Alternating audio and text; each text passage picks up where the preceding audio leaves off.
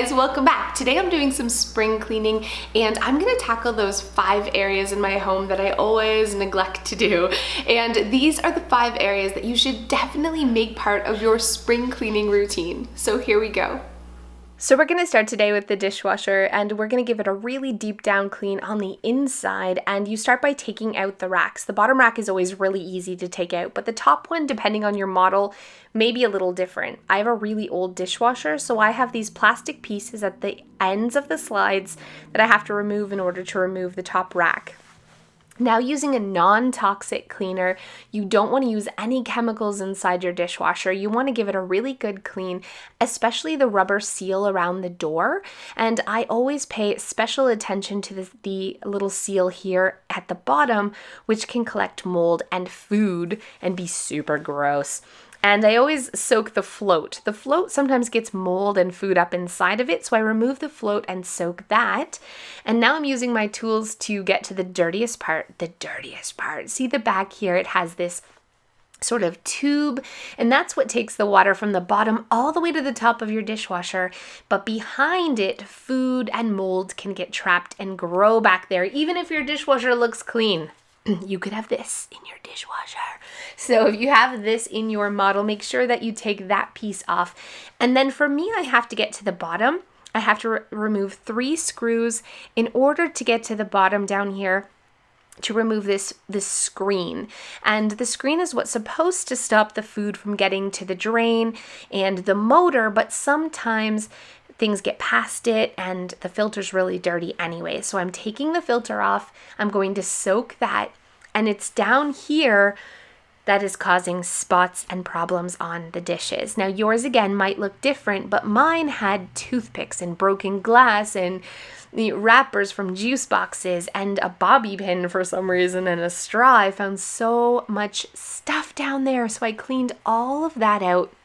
Now I'm going to coat the bottom in baking soda and pour vinegar. And no matter what model you have, you want to do this because this is going to naturally clean your drain and clear your drain and make sure that it is really running and draining very well. And then you want to go over it with boiling water. And the reason you want to do all of this is if you have a slow draining dishwasher, it is going to have food particles left during the final rinse cycle, which is going to give spots on all of your dishes. So once you've done this, you want to let it sit about 10 minutes, then put your dishwasher back together. I add a cup of vinegar and I run it on a quick rinse cycle for a final clean.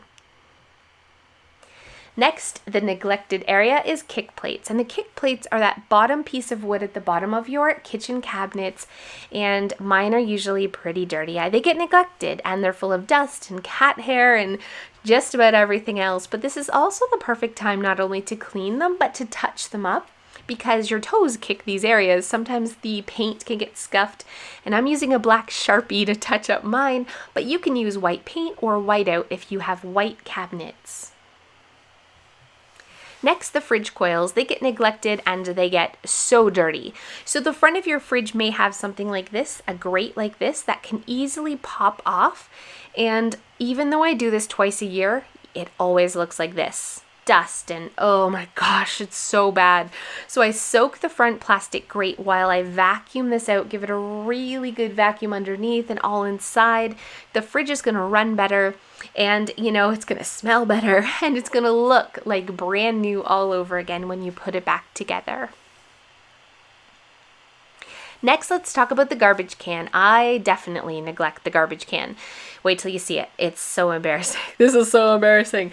Give your garbage can a really good scrub. So I am using a disinfecting cleaner and a sponge, which I throw out. Don't worry, I throw the sponge out when I'm done to give it a really good scrub while I soak the inside can outside. So I have an inside can that lifts out. It's outside being soaked in soapy water while I clean the sides and the hinges and the pedal and really just make sure that the garbage can looks brand new again and it smells better and it certainly looks better. The walls. Finally, the walls. I get asked all the time, how do you clean walls? And I really recommend using a duster, a dry duster that collects the dust like this, not using soap and water. Soapy water can definitely streak your paint job. Even just water can streak your paint job. So using a dry duster, starting at the top and going all the way down and doing the baseboards at the same time when you get down there is the best way to clean your walls. But if you do have fingerprints and scuffs on them, I first recommend trying a damp cloth with a multi-purpose cleaner on it. And if that doesn't work, you're gonna have to use a dry, like a magic eraser. Dampen it very slightly and very gently go over all of your scuffs, and then buff it dry with a dry cloth. You do not want to push hard because your magic eraser will actually remove a thin layer of paint. And if you rub too hard, you'll go down to the layer underneath and you'll see the paint coming through. So I go through my whole house and just touch up all the little scuffs and fingerprints and make sure that the paint looks fresh and brand new again. So thanks so much for watching, and I hope you're feeling inspired to tackle those neglected areas in your home today. See you next time. If you're new to my channel, please take a second to hit that subscribe button located somewhere down here for more organizing, decorating, cleaning, and DIY videos each and every week. So hey you guys, thank you so much who have stayed to the end. Let's talk about my anxiety for a second. So if you've watched my channel before and you've stayed to the end, you know I have some anxiety disorders, I guess. I used to take medication. I don't anymore because here's the thing. What I found, I tried a couple of different kinds and they just normalized me. So I guess that's the whole thing they're supposed to do. But the highs are awesome for me, and then the lows. So I'm either like, everything is awesome and everything's like amazing and I'm so excited about just life, or the world is ending and everything's horrible and oh my God, what are we gonna do? And this is like every day, all day long. So when I found I took medication, I didn't have the, I was just sort of like, everything's normal. I was normal. I was just like, I guess I was just like everybody else. I like being a little bit excited about stuff all the time.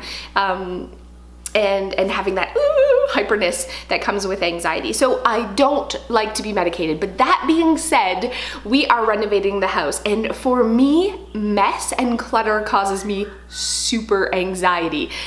And so we are packing up Izzy and Abby's room and the craft room and the office and piling it all in my living room for like 3 weeks while the renovation goes on, and then we have to paint everything before we move the furniture back in. So my kids are gonna be living in the living room for a couple of weeks and the house is gonna be torn apart, and I only have a couple of days to pack it because I'm gonna be in Toronto next week for 3 whole days. So if you live in Toronto and you're by the university or whatever, you wanna drive, message me. Maybe we'll go have coffee or like dinner or something, unless you're crazy. Don't message me if you're crazy. If you're like super normal and you wanna hang out, well, I'm in Toronto. I'm just gonna be doing nothing anyways, so that'd be awesome. I'm going for like a YouTuber thingamajigger. So shoot me a message, and for the rest of you, bear with me. You're gonna see the crazy's gonna come out when the renovation starts. So I'm warning you, and my poor husband,